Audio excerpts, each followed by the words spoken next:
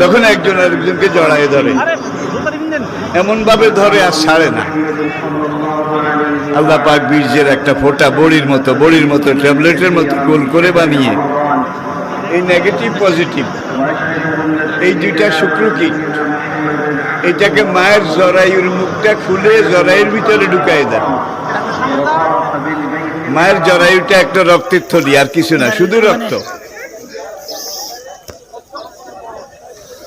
আর এই মায়েদের মাসিক যখন গর্ভ থাকে না, প্রত্যেক মাসে অতিরিক্ত রক্ত আল্লাহ পাক বের করে দেন, যেটাকে আপনি হায়েজ বলেন আর কি, হায়েজ মাসিক বের হয় না, বের করে দেন।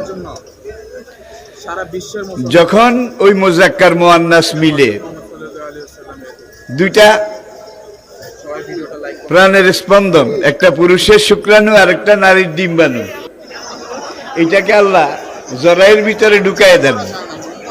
তখন আল্লাহ 10 মাস 10 দিনের জন্য জরায়ের মুখটা বন্ধ করে দেন, তালা লাগাই দেন। যে রক্তগুলো প্রতি মাসে এখানে জমা হতো, এগুলোকে আল্লাহ নির্ধারিত সময় বের করে দিতেন জরায়ুটাকে সুস্থ রাখার জন্য। যখন আপনি মায়ের গর্ভে গেছেন, তখন আল্লাহ মায়ের জরায়ুর মুখ বন্ধ করে দিয়েছেন। মায়ের হায়েজ মাসিক চালু ছিল নাকি বন্ধ হয়েছে? বন্ধ হয়েছে, আর হয় নাই। এই রক্তগুলো এতদিন বেদরকারি ছিল, ফেলনা ছিল, ফেলনা, ফেলে দেওয়ার মতো, যার জন্য প্রত্যেক মাসে মায়ের এই জরায়ুর মুখ দিয়ে মাসিক হিসাবে এই রক্তগুলো বের হয়ে যেত। যখনই আপনি মায়ের গর্ভে গেছেন, মহান রব্বুল আলামিন কুদরতি হাতের ইশারায় জরায়ুর মুখটা বন্ধ করে দিয়েছেন। মায়ের জরায়ুর ভিতরে রক্ত, জমা রক্ত এখন আর ফেলে দেওয়া যাবে না, এটা এখন কাজে লাগবে। 40 দিন ওই রক্তে ভরা মায়ের জরায়ুর ভিতরে এই দুইটা জিনিস, একটা হলো পুরুষের শুক্রাণু আর একটা নারীর ডিম্বাণু, এইভাবে রক্তের মধ্যে ঘুরেছে। এইভাবে তেলাপিয়া মাছের বাচ্চা ফুটাইতে হইলে পানিকে কি করা লাগে? যে কোনো মাছের ডিম ফুটাইতে হইলে পানিরে উলট পালট করা লাগে। মায়ের জরায়ুটা একটা রক্তের সমুদ্র। যখন আপনি, আমি, আমরা এইভাবে এই প্রক্রিয়ায় মায়ের জরায়ুর ভিতরে ঢুকেছি, তখন এইটা শুধু রক্ত এইভাবে ঘুরেছে। রক্ত যদি এইভাবে না ঘুরতো, তাহলে এই শুক্রাণু আর ডিম্বাণু পৌঁছে যেত, মানুষের সন্তান সৃষ্টি হতো না। 40 দিন পরে ফাখালাকনা নুতফাতা আলাকাতান, এইভাবে 40 দিন ঘুরার পরে আমি আল্লাহ ওই বীর্যের ফোঁটাটাকে একটা রক্তের ফোঁটায় পরিণত করেছে। আবার সেখানে ঘুরেছে, আবার 40 দিন 40 রাত্র অতিক্রম করার পরে ফাখালাকনাল আলাকাতা, হয় না হাবিজ নাই একজন, ফাখালাকনাল আলাকাতা মুদগাতান, আমি আল্লাহ ওই রক্তের চাকাটাকে একটা গোশতের চাকায় পরিণত করেছি। আবার সেটা এইভাবে ঘুরেছে 40 দিন 40 রাত্র ঘুরার পরে আমি আল্লাহ রাব্বুল আলামিন ওই গোশতের টুকরাটার ভিতরে হাত ঢুকাই দিয়ে হাত পা, শরীরের সাইজ এগুলা তৈরি করেছি। আবার 40 দিন 40 রাত্র এইভাবে ঘুরেছে তুলে বাচ্চাটা মায়ের জরায়ুর ভিতরে। চতুর্থ 40 দিন 40 রাত পরে ফানাফাক্তু ফীকা মির রূহি, আমি আল্লাহ ওই বাচ্চার ভিতরে রূহ পাঠাই দিয়েছি। এখন রূহ পাঠানোর পরে খাওয়ার দরকার হয়েছে, এতদিন হয় নাই, কিন্তু রূহটা যখন দিয়েছে তখন ওই বাচ্চার পেটে ক্ষুধা, খাওয়ার দরকার হয়েছে। এখন খাবে কিভাবে? আল্লাহ খাওয়াইছেন কিভাবে? মুখ দিয়ে খাওয়ার নাই। আপনার এই মুখটা বড় দামি, সবচেয়ে মূল্যবান। আপনি দুনিয়াতে আসলে এই মুখ দিয়ে আল্লাহকে ডাকবেন, রাসূলের কালেমা পড়বেন, এই মুখ দিয়ে আপনি কোরআন তেলাওয়াত, আপনাদের থেকে রিপ্লাই আসে না, এই মুখ দিয়ে কোরআন তেলাওয়াত করবে, জিকির আজকার করবে, ঠিক কিনা? এখন হায়েজের রক্তটা নাপাক, সেই নাপাক রক্ত আল্লাহ আপনার মুখ দিয়ে খাওয়ায় নাই। মায়ের জরায়ুর যে রক্তের পুটুলিটা, ব্যাগটা, থলিটা, একটা টিউব, একটা পাইপ, বাচ্চার নাভির এখান দিয়ে আল্লাহ বাচ্চার পেটের ভিতর থেকে একটা পাইপ জয়েন্ট করে নাভি দিয়ে বের করে ওই পাইপটার মাথা রক্তের মধ্যে ডুবাই দিছে। যখনই ক্ষুধা লেগেছে এই পাইপের ভিতর দিয়া, নাভির ভিতর দিয়া মায়ের হাইজের রক্ত, এটা খাদ্য হিসাবে আপনি খেয়েছেন। একটু বাহাদুরি করেন। যেই খানাটা আপনি খেয়েছেন মায়ের পেটে জন্মের আগে, এটা একটা নাপাক রক্ত। রক্ত কি নাপাক না? তোর মুখ দিয়ে আমি এটা খাওয়াই নাই। তোর মুখের অনেক দাম আছে, এই মুখ দিয়ে কি আমাকে ডাকবি? এই মুখ দিয়ে আমার নবীর কালেমা পড়বি? এই মুখ দিয়ে আমি আল্লাহ জিকির করবি? নামাজে তাসবিহ তাহলিল এগুলো পড়বি? যার জন্য তোর পবিত্র মুখকে হায়েজের রক্ত ঢুকাইয়া আমি আল্লাহ অপবিত্র করি নাই, এখান দিয়ে ঢুকাইছি, নাভি দিয়ে ঢুকাইছি। এই 40 দিন 40 রাত যাওয়ার পরে আমি কি বুঝাতে পেরেছি? ছিল বীর্য, হলো রক্ত, আবার 40 দিন যাওয়ার পরে হইল গোষ্ঠের টুকরা, আবার 40 দিন 40 রাত্রে যাওয়ার পরে হইল মানুষের আকৃতি, আবার 40 দিন 40 রাত্রে যাওয়ার পরে হইল রু। আল্লাহ যখন রু দিয়েছেন তখন এটার খাওয়া দাওয়ার দরকার হয়েছে, ঠিক কিনা বলেন? ফাতাবারাকাল্লাহু আহসানুল খালিকিন।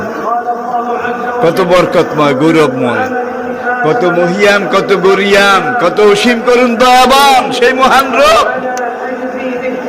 যে রব দুনিয়াতে তোমাকে ওয়ালাকাদ কাররামনা বানি আদম সন্তান। যা আমরা কার সন্তান? নাকি বান্দর সন্তান?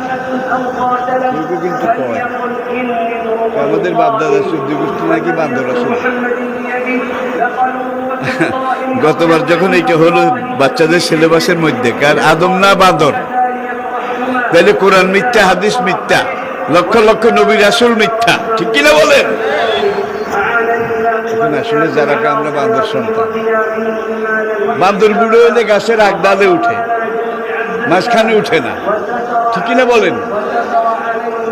1 বছর পরে এখন আবার বাচ্চাদের সিলেবাসের মধ্যে দিয়েছে বান্দর কিভাবে নাচে, বাবুয়া কিভাবে লাগায়, ঠিক কিনা বলেন? কি শিখাচ্ছি জাতিকে আমরা? এই কয়েকদিন আগে আমি আমেরিকাতে, একদিকে আটলান্টিক মহাসাগর, আরেকদিকে প্রশান্ত মহাসাগর, বাংলাদেশের সাথে 55 গুণ বড় আমেরিকা, উত্তর আমেরিকা আর কি। উল্লেখযোগ্য প্রত্যেকটা কমিউনিটি, প্রত্যেকটা শহরে, অনেক মসজিদে আমি বক্তব্য রেখেছি, আলোচনা করেছি, খুতবা দিয়েছি। আলহামদুলিল্লাহ।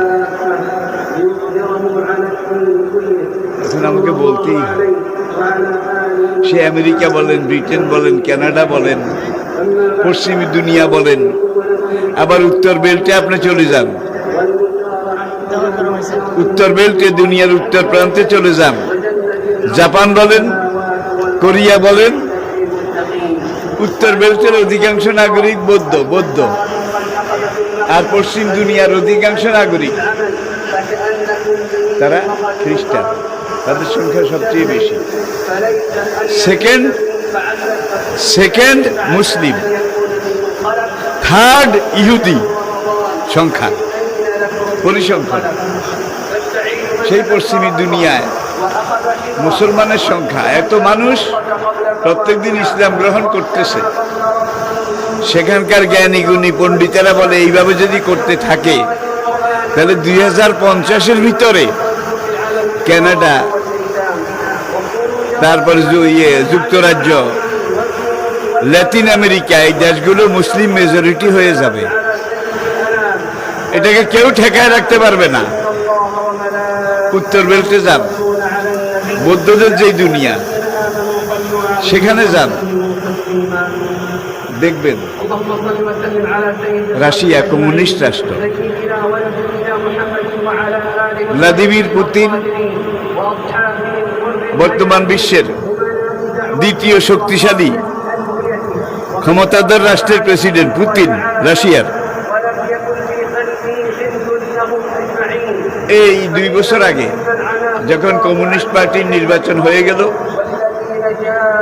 ভ্লাদিমির পুতিন আবার কমিউনিস্ট পার্টির সভাপতি নির্বাচিত হলেন। মস্কোর রেড স্কোয়ারে পুতিন রাশিয়ার সবচেয়ে বড় যে জনসভাটা করেছিল রেড স্কোয়ারে, সেখানে যেই বক্তব্য পুতিন দিয়েছিলেন, কোরআনে একটা আয়াত, ফাবিমা রাহমাতিম মিনাল্লাহি লিনতা লাহুম, আল্লাহর সবচেয়ে বড় রহমত হে নবী। আপনার কথা খুব নরম। নবীকে পাগল বলে নাই বোধহয়, মৃত্যু বলে নাই বোধহয়। ওই ইউকাযযিবুকা, আমি কিন্তু প্রত্যেকটা কথায় কোরআনে আয়াত আনতেছি। ওই ইউকাযযিবুকা, ওগো বন্ধু আমার, এই বিরোধী শক্তি কাফির বেঈমানরা যদি আপনাকে মিথ্যুক বলে, আপনি মন খারাপ করবেন না। ফাকাদ কুযযিবাত রুসুলুম মিন কাবলিক, আপনার আগে যত নবী রাসূল যত যুগে দুনিয়াতে এসেছিল, সব নবীকে একদল মানুষ মিথ্যুক বলেছে। সব নবীকে। সবচেয়ে আশ্চর্যের বিষয়, কোন একজন নবী নিজের গ্রামে থাকার জায়গা পায় নাই, গ্রাম থেকে বের করে দিছে। আল্লাহর নবী, আমাদের নবী, শেষ নবী, সরকারে দো আলম, আকায়ে দো জাহাঁ, তাজদারে মদিনা, সৈয়দুল মুরসালিন, রহমতুল লিল আলামিন, খাতামুন নবিয়্যিন, ইমামুল মুত্তাকিন, ইমামুল মুরসালিন, রাসূল রাব্বিল, আকায়ে নামদার, শফিয়ে মাহশর, সাকিয়ে কাউসার, ইহা এবং পরকালের কর্ণধার, মদিনার তাজদার, মদিনার তাজদার নবী মুহাম্মদ রাসূল সাল্লাল্লাহু আলাইহি ওয়াসাল্লাম। তাকে মক্কার এক যুবক কাফের, আবু জাহেলের ক্যাডার আর কি, চিনেন তো? আবু জাহেলের লাডিয়াল, নাম ওলীদ ইবনে মুগীরা। নবী রাস্তা দিয়ে যায়, ওলীদ ইবনে মুগীরা লাডি একটা ঘুরায়, আমার এই লাডি তোর গায়ে উঠাবো। নবীরে কয়, কামতা রাজুলুম বিহি জুন্নাতুন, রাজুলুম বিহি, ওলামায়ে কেরাম ভালো বুঝবেন। মোহাম্মদের আপার চেম্বার খারাপ, মোহাম্মদের তার ছিঁড়া, ডাইরেক্ট পাগল কয় না, কি কয়? তার ছিঁড়া, উনি টিটকারি দিয়ে কয়। নবী কোনোদিন বোধহয় উত্তর দিছে, রিপ্লাই করেছে, চুপ। আর আল্লাহ নবীর কয়, ইউকাযযিবুকা, যদি মিথ্যুক বলে, আপনাকে জাদুকর বলে, পাগল বলে, আপনি মাইন্ড করবেন না, মন খারাপ করবেন না। ফাকাদ কুযযিবাত রুসুলুম মিন কাবলিক, আপনার আগে যত নবী, যত জামানায়, যত দেশে পাঠিয়েছি, সব নবীকে একদল মানুষ পাগল, মৃত্যু, জাদু, পয়সার লোভী, টাকার লোভী, নারী লোভী, ক্ষমতা লোভী। নবীরে কোনটা না বলেছে বলেন? ফাবিমা রাহমাতিম মিনাল্লাহি লিনতা লাহুম, আল্লাহর বিরাট রহমত হে নবী, আপনি তাদের সাথে নরম ভাষী। ওলাউ কুনতা ফাজ্জান গালিজাল কালব, আপনার কথা যদি দামারা হইতো, দামারা বুঝেন তো, কড়া হইতো, তাইলে মানুষেরা আপনার কাছ থেকে দূরে সরে যেত। লানফাদ্দু মিন হাওলিক, আপনার কাছ থেকে দূরে সরে যেত। এখন নবীরে তো কত রকমের কত কিছু বলে। নবী এই ওলীদ ইবনে মুগীরা, সূরা নূন, সূরা নূন, যখন নবীকে বলছে রাজুলুম বিহি জুন্নাতুন, কয় মুহাম্মদের তার ছিঁড়া, আবার চেম্বার খারাপ।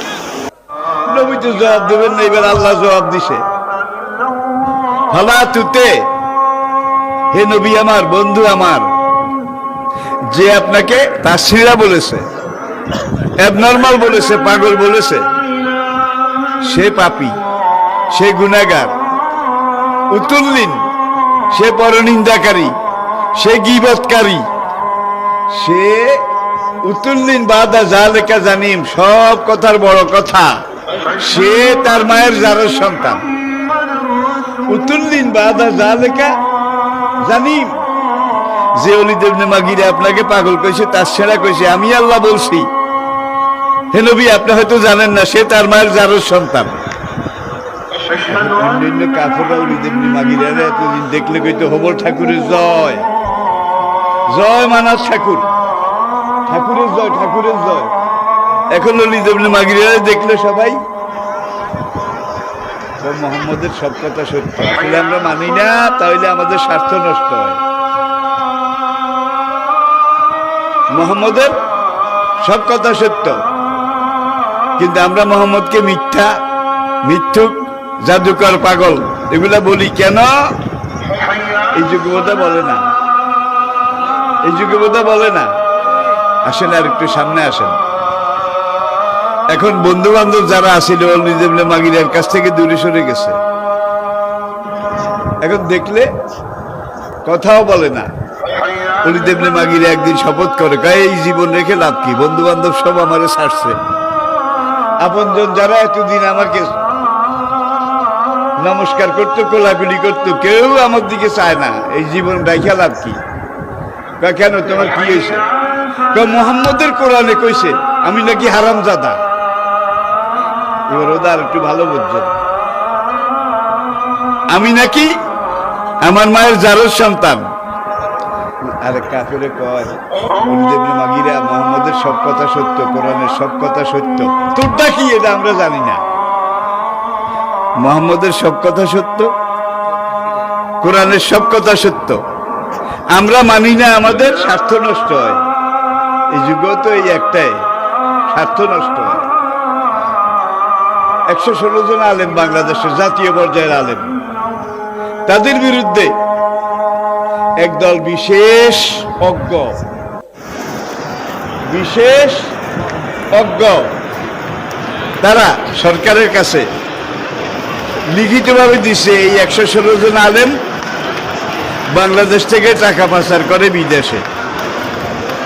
আপনারা বোধহয় এটা জানেন, তো কথা কন না ভাই। কয়জন আলেমের আমেরিকা বাড়ি আছে, কয়জন হুজুরের কানাডা বাড়ি আছে বলেন, কয়জন হুজুরের লন্ডনে বাড়ি আছে বলেন, একজন হুজুরেরও। আর বাংলাদেশ থেকে 10 লক্ষ কোটি টাকা, 10 লক্ষ কোটি টাকা বিদেশে পাচার হয়েছে। এই পাচারকারীদের মধ্যে হুজুর কয়জন আছে বলা লাগবে, ইমাম কয়জন আছে, খতিব কয়জন আছে। এরপরে তারা মারি টারি খাইটাই কয় মৌলবীরা দেশটারে খাইল। দেখেন পাগল কারা, ওলিদ ইবনে মাগিরা তার গোষ্ঠী পাগল, কিন্তু নবীরে কয় পাগল। এখন কয় কোরআনের সব কথা সত্য, ওলিদ ইবনে মাগিরা আমাদের নেতা, লিডার। তারে কোরআন যখন কইছে উতুল্লিন বাদা জালেকা জানিম, এই ওলিদ ইবনে মাগিরা বড় বড় কথা কয়, কিন্তু সে তো তার মায়ের জারের সন্তান।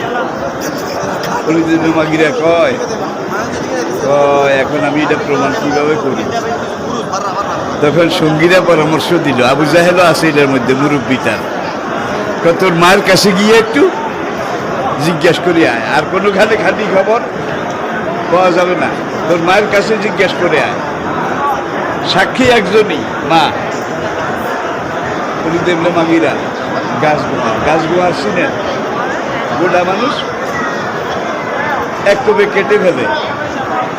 সে তলোয়ার ঘুরাইতে ঘুরাইতে বাড়ি ছিল মক্কা শহর থেকে একটু দূরে, মরুদ্যানে, খেজুরের বাগানের কাছে। সেখানে গিয়ে বাপ অনেক আগে মারা গেছে, ওলিদ ইবনে মাগিরার বাপ অনেক আগে মারা গেছে, মা এখনো আছে, বুড়া।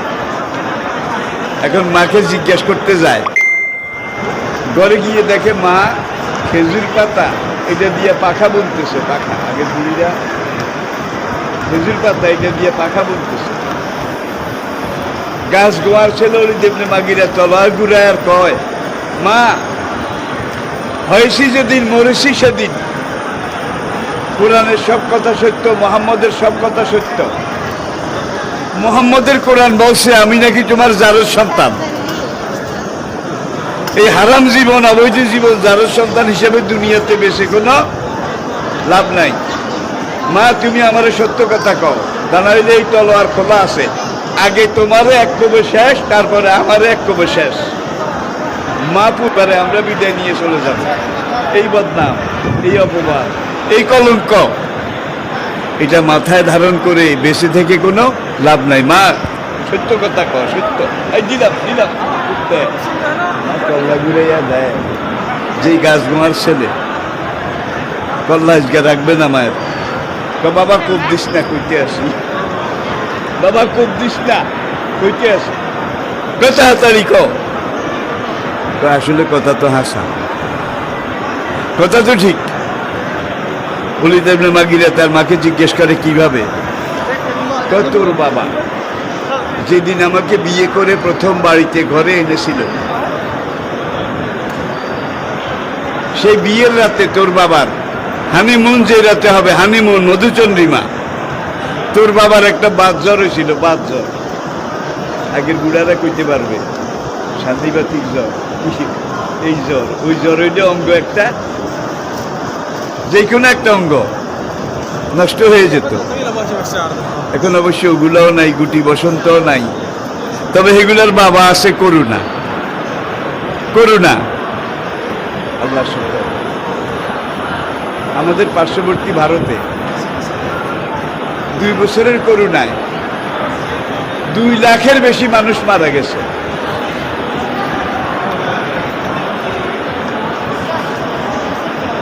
তারপরে আমেরিকা, দুনিয়ার সবচেয়ে শক্তিশালী দেশ, সেখানে প্রায় 2.25 লাখ মানুষ করোনায় মারা গেছে।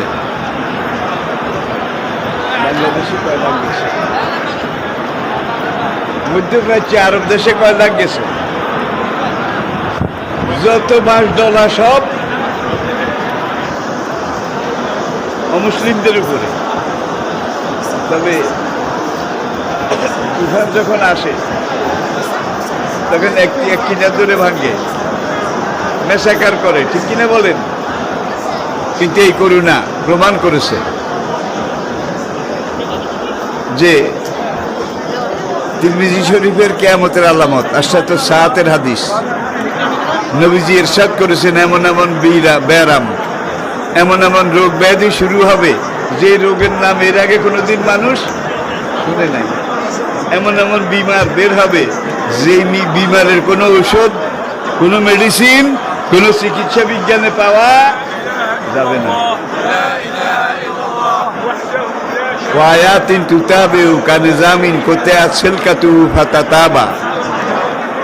বলা মুসিবত গজব একটার পরে একটা এমন ভাবে আসবে, তসবিহ সুতে ছুড়ে গেলে দামে একটার উপরে 3টা যেভাবে পড়ে, এইভাবে গজব একটার পর একটা আসতে থাকবে।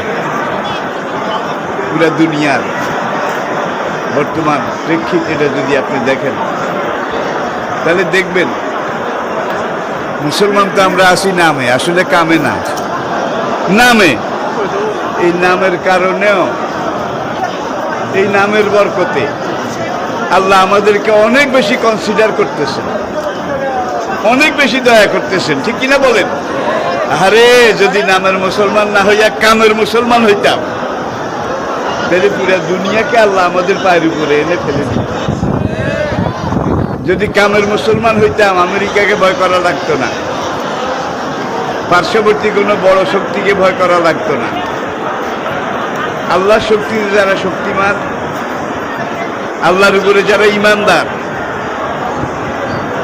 ওকানা হাক্কান আলাইনা নাসরুল মুমিনিন, মুমিনদেরকে সাহায্য করা আমি আল্লাহর উপরে ফরজ।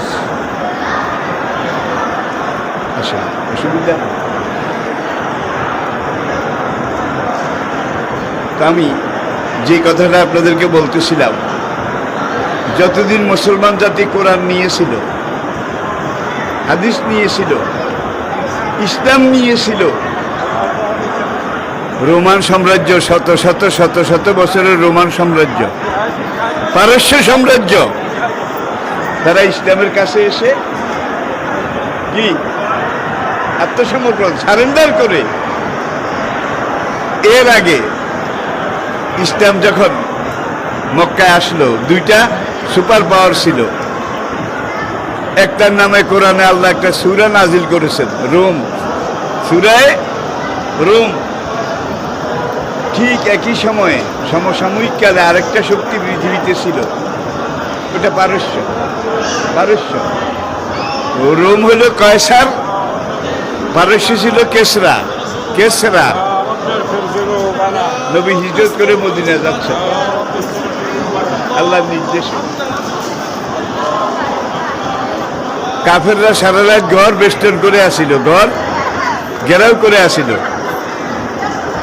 হুজুর, নবী সকালে বের হলে নবীকে কতল করবে, মাথাটা নিয়ে যে আবু জেহেলের দপ্তরে জমা দিবে তাকে 100 উট পুরস্কার দেয়া হবে। এখন 100 উটের আশায় মক্কার যত রুস্তুম তাগড়া যুবক, তারা নবীর ঘর ঘেরাও করেছে 100 জন। 100 জন। জিবরাইল এসে নবীকে বললেন, ইন্না আরদাল্লাহি ওয়াসিআতুন ফাতাজিরু, মক্কার লোকে আপনাকে চায় না, জায়গা দেয় না, আপনি এখান থেকে হিজরত করেন, হিজরত করেন। 100 জনে ঘর ঘেরাও করে রেখেছে। হিজরত করাটা কি এত সহজ? মা রামাইতা এজ রামাইতা ওয়ালাকিন্নাল্লাহ রামা। আর ওই তো বালুর অভাব নেই, যেখানে আপনার হয় বালু নয় পাথর, নাকি হয় বালু নয় পাথর। আল্লাহ নবী 1 মুঠ বালু লইলেন, 1 মুঠ বালু লইয়া সাহাতি লুজু পড়ে একটা ফু দিয়ে বালুটাকে উপরের দিকে নিক্ষেপ করলেন, উপরের দিকে। এই বালু উপরের দিকে না যাইয়া ঘরের চারিদিকে ওই যে 100 কাফের নবীকে কতল করার জন্য এসেছে সবার চোখের মধ্যে ভাগ করে ঢুকাই দিল। প্রত্যেকটা বালু বারুদের কণায় পরিণত হলো। প্রত্যেকটা বালু বালু নয়, ধুলা ধুলা নয়, বারুদের কণা। এক কাপড় আর কাপড়ে পাইবারি আমার চোখ গেছে, আরেকজনকে আমার দেখতে আসে নাকি, ওরটা গেছে, ওরটা গেছে। এখন দেখেছে চোখ একটাও নাই, সবগুলোর মধ্যে নবী মারলেন উপরের দিকে, আর এটারে ভাগ করে ওদের চোখে চোখে ঢুকাইছে কে? যার জন্য কোরআন আয়াতে আল্লাহ বলছেন, আপনি উপরের দিকে না বালু মারছেন, মূল কামলা তো আমি আল্লাহ করেছি। ওই যে 100 কাফের ছিল, সমান ভাগ করে, সমান সবার চোখের মধ্যে আমি ঢুকাই দিছি সহি সালামতে। মক্কা থেকে মদিনা উত্তর দিকে, কোন দিকে? প্রায় 550 কিলোমিটার। 550 কিলোমিটার, অনেক দূর কিন্তু। আর নবী মক্কা থেকে, মক্কায় জায়গা না দিলে মদিনা যাবে, এটা কাফেররা আগে থেকে শুনছে। মদিনা থেকে আউস, খাজরাজ, বিভিন্ন কবিলার লোক হজের সময় এসে হজ করেছে, নবীর দাওয়াতও দিছে। তারা মক্কার দিকে ঢুকে।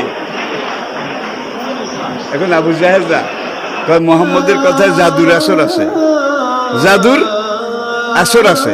কোরআন ঠিকই বলছে, ইন্না মিনাল বায়ানে লা সিহরা।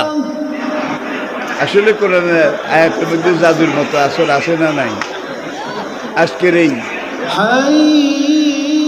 বিচ্ছিন্নতার যুগে, আজকের এই অবরোধ অথর্বতার যুগে প্রতিদিন গড়ে 6000 মানুষ ইসলাম গ্রহণ করে। প্রতিদিন 6000। মাসে কত? বছরে কত?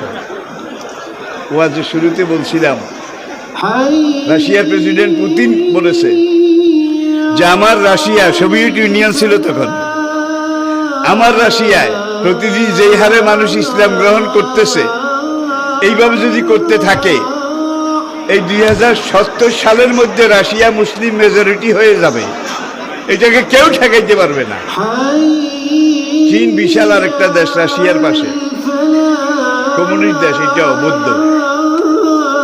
চীনের উত্তর এলাকা জিংজিয়াং, জিংজিয়াং বার্মার সাথে লাগোয়া যেটা, এখানে মুসলমান সংখ্যায় বেশি। জিংজিয়াংয়ের কোন কোন এলাকায় শতকরা 90 জন মুসলমান। এখন চীনা গভর্নমেন্ট বিরাট বিপদে পড়েছে, খায় তো হাবি যাবি চিনেন তো, আমি নাম কইলাম না ভাই। ওরা সাপ খায়, কচ্ছপ খায়, উচ্চা খায়, এরপরে ওই যে সাগরের ঝিনুক আছে না।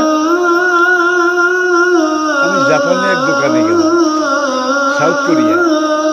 এখন দেখি যে ঝিনুকের দোকান, কি খারে একটু দেখি, গোটা ঝিনুক পানির মধ্যে হাঁটে, এইটারে ধরি, তারপরে এইভাবে এখান দিয়ে একটা লোহার হাতল ঢুকাই এক করার পর্যন্ত এক করাই, এটার মধ্যে কিছু পাতা টাতা কিছু দেয়, দিয়ে তারপরে এটা বিক্রি করে। এই দোকানে বসে বসে এইটারে ডাবের স্বরের মতো কুড়ি কুড়ি খায়, বেশি খায়, সাপ খায়। এগুলা খাইতে খাইতে তাদের সেক্সুয়াল পাওয়ার যৌন শক্তি এগুলো কারো মাইনাস হয়ে গেছে, কমে গেছে, আরো কমে গেছে, অনেক কমে গেছে।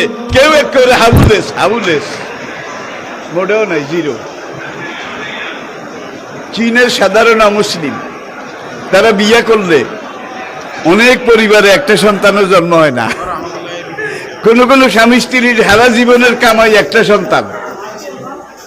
আর তার পাশে জিংজিয়াং অংশে, মুসলমানের অংশে এক একটা দম্পতি স্বামী স্ত্রী গড়ে তাদের সন্তানের সংখ্যা 6। এক এক স্বামী স্ত্রীর সন্তানের সংখ্যা 6। আমাদের পাশে ভারত, দূরে যাইেন না, সেখানে কচ্ছপ খাইতে এই কচ্ছপ কাসিম খাইতে এরপরে তাদের সেক্সুয়াল পাওয়ার শেষ। সেখানে একজন অমুসলিম বিয়ে করার পরে গড়ে একটা সন্তান জন্মগ্রহণ করে।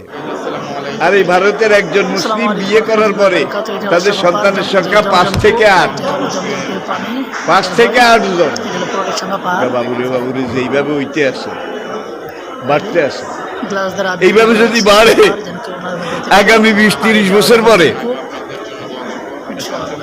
হাদিসে আছে, থাক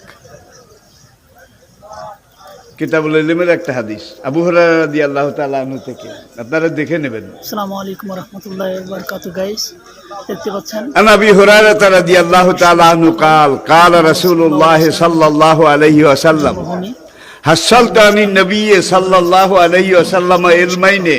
আল্লাহর নবীর কাছে আমি 2 রকমের ইলম শিখেছি, 2টা ইলম। বা আহাদুহা বাসাস্তু ফীকুম, তার একটা এতক্ষণ তোমাদেরকে বললাম, ওলাখার। আরেকটা ইলম নবী আমাকে শিখিয়েছেন, ইমবাসাস্তুহু, সেটা যদি আমি এখন তোমাকে করে শোনাই বলি, লাকতে হাজাল বালুম। আবু হুরায়রা এইভাবে দেখাইছে যে আবু হুরায়রা এইভাবে জবাই করে দেওয়া হবে। এখন কোরআনের আয়াত কইতেও ডর, হাদিস কইতেও কিন্তু ডর। কি কিন্তু আমেরিকার মতো দেশে, ব্রিটেনের মতো দেশে, লাতিন আমেরিকার দেশগুলায়, কানাডার মতো দেশে, সেখানে কোরআনের কথা, ইসলামের কথা দিব্যি বলা যায়, কোনো বাধা নাই। কিন্তু মুসলমান দেশগুলোতে, সৌদি আরবেও বাধা আছে নাকি নাই? তাইলে আর তো অন্য দেশের কথা কওয়ার দরকার নাই। মুসলমান দেশগুলো